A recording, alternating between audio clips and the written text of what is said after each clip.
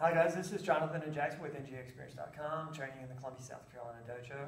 Love for you to come and train with us. Tonight's topic was the spin around. Now, depending on your Japanese persuasion or translation, the spin around can be called kokunage or riminage. Also, sometimes it's translated into English as the 20-year technique, implying that you learn it, in one day, and then for the next 20 years you're trying to figure it out. What causes students a lot of problems, at least what caused me problems, was the idea of stance, or what really helped me when I started getting better at it was this idea of stance. So of course cross grab, and for the most comprehensive information about the spin around, get the videos and with Mr. MacEwen and watch them. I'm certainly not at his level, but just from a layman's terms, if you will think of the spin around in terms of stance, you will find yourself in good position. And so the first movement is just simply back into a hanmi. And as I do so, I'm rolling this to my hip. Now he's able to hang on with that. I'm in a hanmi facing this way. Now I can make connection with him by simply doing a hanmi turn. Now his hip, or my hip, is into his armpit. My hand is right on his shoulder at where it connects to the neck, and I haven't really had to move to get there. And I'm in a hanmi now facing this way. And then my two steps will be into a hanmi, and then into another hanmi.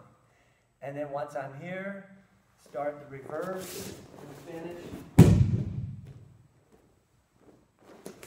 in an extended hanmi.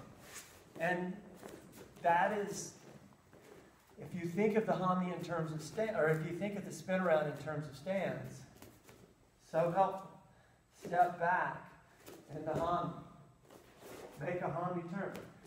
Take your two hanmi steps, or step into a hanmi twice is probably the better way to say it. And now, Jackson, if you'll just kind of slide out so that people can see. Now I'm here, I'm just going to slide back, and then do another hanmi turn, and this time put my weight on my front foot, so I end in an extended hanmi, and that's the spin around, and all centered around hanmi transitions. Now, we give so much emphasis on the classical technique, and as a former college coach, former working with players and stuff. There's a great parallel. We develop a practice, and then at the end of the practice, we eliminate the restrictions and then want to see them play 11v11. And I would always look at my assistant coach and be like, this is if we did not just have a practice. And so we'd have to call them back and say, look, guys, we worked on the whole practice to get you to play like this. Now that you're playing, you're just playing the way that you were before the practice. And some ways with the classical technique, there's a straight parallel. As soon as applications start, all of the form, focus on footwork, handwork just kind of goes out the wayside. But it could still be there, and so this is the part that I really wanted to talk about. So we'll approach this from a straight punch. So Jackson is going to come with a straight punch to the face, Sensei Delgado. Shout out there. If he comes back again, come again. So this is a push block with a one-arm block after that. I'm going to step into a hanmi as I'm doing that. So reset. So into a hanmi. Now, hanmi turn. Does this look familiar? Hanmi turn. Now his weight, I can go classical and start moving him this way, but I find it's just easier, I'm in a hanmi right here, to step into a hanmi this way. And now just throwing. Okay?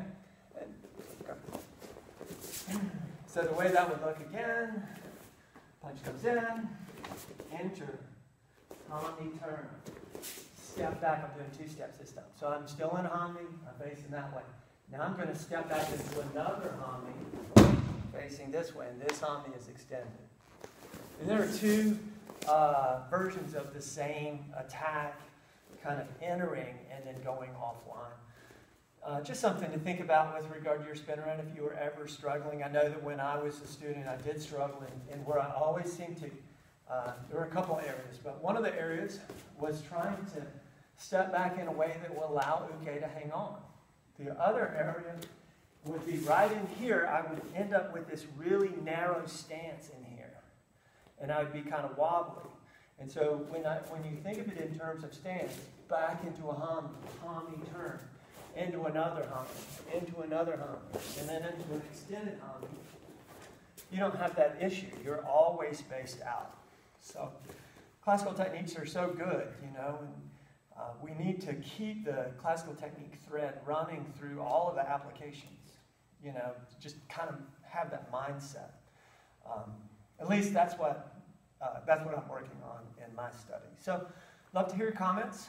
For now, this is Jonathan and Jackson with ngexperience.com. Thank you for watching.